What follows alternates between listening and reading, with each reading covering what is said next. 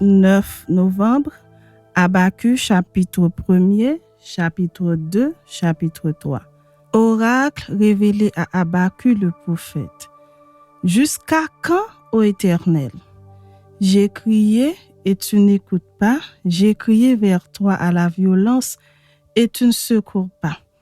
Pourquoi me fais-tu voir l'iniquité, contemples-tu l'injustice? Pourquoi l'oppression et la violence sont-elles devant moi? Il y a des querelles et la discorde s'élève.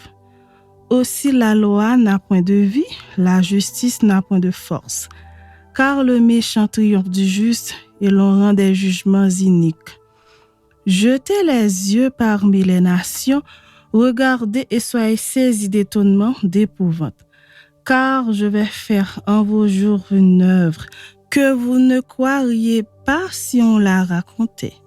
Voici, je vais susciter les Chaldéens, peuple furibond et impétueux, qui traverse de vastes étendues de pays pour s'emparer de demeures qui ne sont pas à lui. Il est terrible et formidable. De lui seul viennent son droit et sa grandeur. Ses chevaux sont plus rapides que les léopards, plus agiles que les loups du soir, et ses cavaliers s'avancent avec orgueil. Ses cavaliers arrivent de loin, ils volent comme l'aigle qui fond sur sa proie. Tout ce peuple vient pour se livrer au pillage. Ses regards avides se portent en avant et il assemble des prisonniers comme du sable. Il se moque des rois et les princes sont l'objet de ses railleries. Il se rit de toutes les forteresses, il amoncelle de la terre et il les prend. Alors son ardeur redouble, il poursuit sa marche et il se rend coupable. Sa force à lui, voilà son Dieu. N'es-tu pas de toute éternité, Éternel mon Dieu, mon Saint? Nous ne mourrons pas. Ô Éternel, tu as établi ce peuple pour exercer tes jugements. Ô mon rocher, tu l'as suscité pour infliger tes châtiments. Tes yeux sont trop purs pour voir le mal et tu ne peux pas regarder l'iniquité. Pourquoi regarderais-tu les perfides et te tairais-tu quand le méchant dévore celui qui est plus juste que lui? Traiterais-tu l'homme comme les poissons de la mer, comme le reptile qui n'a point de maître? Il les fait tous monter avec l'hameçon, il les attire dans son filet, il les assemble dans ses raies, aussi est-il dans la joie et dans l'allégresse. C'est pourquoi il sacrifie à son filet, il offre de l'encens à ses raies. Car par eux sa portion est grasse et sa nourriture succulente. Videra-t-il pour cela son filet et toujours égorgera-t-il sans pitié les nations? Chapitre 2. J'étais à mon poste et je me tenais sur la tour. Je veillais pour voir ce que l'Éternel me dirait et ce que je répliquerais après ma plainte. L'Éternel m'adressa la parole et il dit, « Écris la prophétie, grave-la sur des tables afin qu'on la lise couramment. Car c'est une prophétie dont le temps est déjà fixé, elle marche vers son terme et elle ne mentira pas. Si elle tarde, attends-la, car elle s'accomplira certainement. Voici son âme s'est enflée, elle n'est pas droite en lui, mais le juste vivra par sa foi. Pareil à celui qui est ivre et arrogant, l'orgueilleux ne demeure pas tranquille. Il élargit sa bouche comme le séjour des morts, il est insatiable comme la mort. Il attire à lui toutes les nations, il assemble auprès de lui tous les peuples. Ne sera-t-il pas pour tous un sujet de sarcasme, de raillerie et d'énigme? On dira, malheur à celui qui accumule ce qui n'est pas à lui. Jusque à quand? Malheur à celui qui augmente le fardeau de ses dettes. Tes créanciers ne se lèveront-ils pas soudain? Tes oppresseurs ne se réveilleront-ils pas? Et tu deviendras leur proie. Parce que tu as pillé beaucoup de nations, tout le reste des peuples te pillera.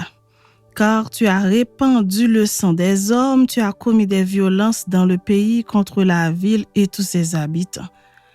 Malheur à celui qui amasse pour sa maison des gains iniques afin de placer son nid dans un lieu élevé pour se garantir de la main du malheur.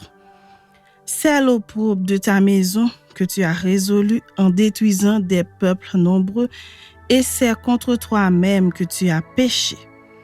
Car la pierre crie du milieu de la muraille et le bois qui lie la charpente lui répond. Malheur à celui qui bâtit une ville avec le sang, qui fonde une ville avec l'iniquité. Voici quand l'Éternel des armées l'a résolu, les peuples travaillent pour le feu, les nations se fatiguent en vain. Car la terre sera remplie de la connaissance de la gloire de l'Éternel, comme le fond de la mer par les eaux qui le couvrent.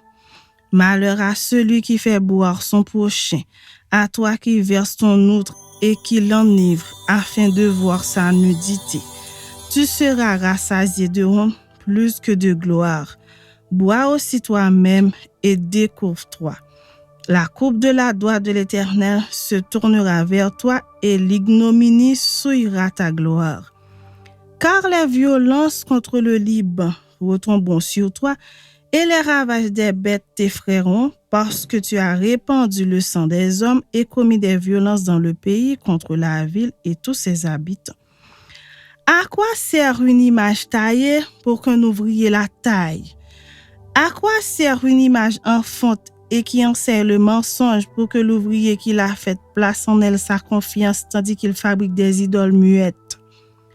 Malheur à celui qui dit au bois, lève-toi, à une pierre muette, réveille-toi. Donnera-t-elle instruction? Voici, elle est garnie d'or et d'argent, mais il n'y a point en elle un esprit qui l'anime. L'Éternel est dans son saint temple, que toute la terre fasse silence devant lui. Chapitre 3. Prière d'Habakkuk le prophète sur le mode des complaintes. Éternel, j'ai entendu ce que tu as annoncé, je suis saisi de crainte. Accomplis ton œuvre dans le cours des années, ô Éternel, dans le cours des années, manifeste-la. Mais dans ta colère, souviens-toi de tes compassions. Dieu vient de Théman, le Saint vient de la montagne de Paran. Sa majesté couvre les cieux et sa gloire remplit la terre.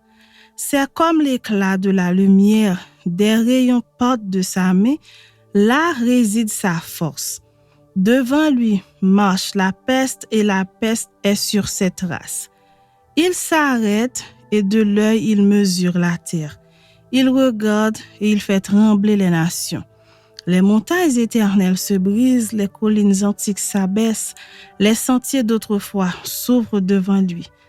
Je vois dans la détresse les tentes de l'Éthiopie et les tentes du pays de Madian sont dans l'épouvante. L'Éternel est-il irrité contre les fleuves? Est-ce contre les fleuves que s'enflamme ta colère, contre la mer que se répand ta fureur pour que tu sois monté sur tes chevaux, sur ton char de victoire? Ton arc est mis à nu. Les malédictions sont les traits de ta parole. Tu fends la terre pour donner cours aux fleuves. À ton aspect, les montagnes tremblent, des torrents d'eau se précipitent. L'abîme fait entendre sa voix, il lève ses mains en haut.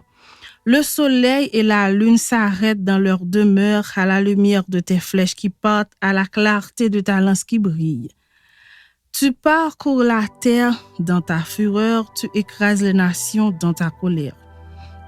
Tu sors pour délivrer ton peuple, pour délivrer ton oint. Tu brises le faîte de la maison du méchant, tu la détruis de fond en comble. Tu perces de tes traits la tête de ses chefs qui se précipitent comme la tempête pour me disperser, poussant des cris de joie comme s'ils dévoraient déjà le malheureux dans leur repère. Avec tes chevaux, tu foules la mer, la boue des grandes eaux. J'ai entendu et mes entrailles sont émues. À cette voix, mes lèvres frémissent, mes os se consument et mes genoux chancellent. En silence, je dois attendre le jour de la détresse, le jour où l'oppresseur marchera contre le peuple. Car le figuier ne fleurira pas, la vigne ne produira rien, le fût de l'olivier manquera, les champs ne donneront pas de nourriture, les brebis disparaîtront du pâturage et il n'y aura plus de bœufs dans les étables. Toutefois, je veux me réjouir en l'Éternel, je veux me réjouir dans le Dieu de mon salut. L'Éternel, le Seigneur, est ma force. Il rend mes pieds semblables à ceux des biches et il me fait marcher sur mes lieux élevés. Au chef des chantres avec instruments à cordes.